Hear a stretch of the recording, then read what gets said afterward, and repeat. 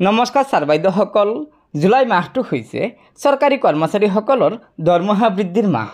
কিয়নো এই জুলাই মাহতে চৰকাৰী কৰ্মচাৰীসকলৰ তিনি ধৰণে দৰমহা বৃদ্ধি পাব।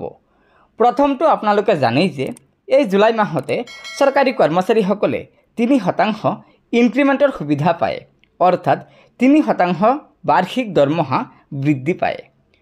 দ্বিতীয়টো হৈছে যিসকল শিক্ষক কৰ্মচাৰীৰ চাকৰিৰ সেৱাকাল 10 বছৰ পূৰ্ণ হৈছে, সেইসকল শিক্ষক কৰ্মচাৰীয়ে টাইম স্কেলৰ জৰিয়তে দৰমহা বৃদ্ধিৰ অৰ্থাৎ 3% দৰমহা বৃদ্ধিৰ সুবিধা পাব।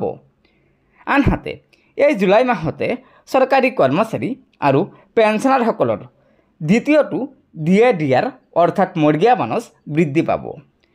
2025 বৰ্ষৰ জুলাই মাহৰ DAR কিমান শতাংশ বৃদ্ধি পাব তাৰ ওপৰত ভাৰত চৰকাৰৰ শ্ৰম মন্ত্ৰালয়ে 30 জুন 2025 তাৰিখে মে মাহৰ AICPI IWৰ সূচাংক প্ৰকাশ কৰিছে। এই AICPI IWৰ সূচাংক পূৰ্বৰ মাহৰ তুলনাত মে মাহত 0.5% বৃদ্ধি পাই সৰ্বমুঠ 144.0% হৈ গৈছে।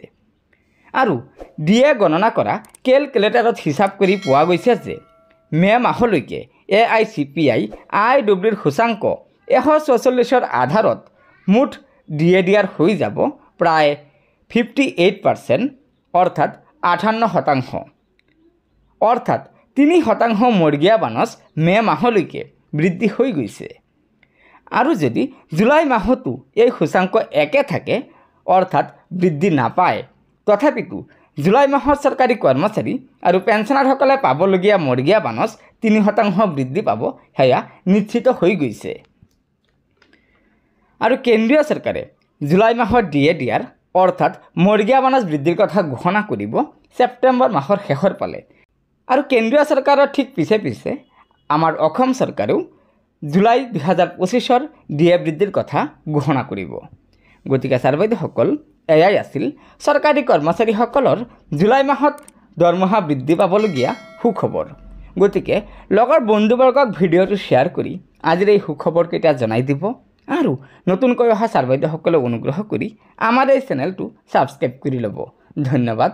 জয় আই অসম।